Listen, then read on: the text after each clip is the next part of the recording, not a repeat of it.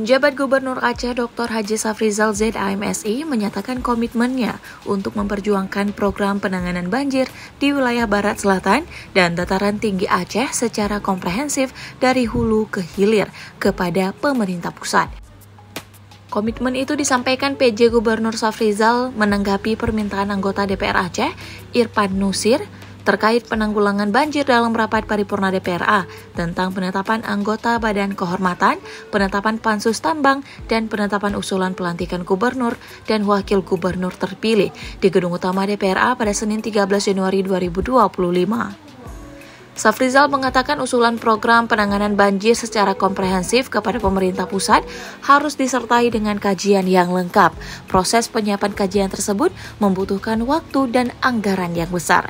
Safrizal mengatakan portofolio jabatannya sebagai Dirjen Bina Administrasi Kewilayahan Kemendagri, yang salah satunya mengurusi soal kebencanaan, akan sangat membantu perjuangan semua pihak di Aceh untuk menyelesaikan akar masalah banjir.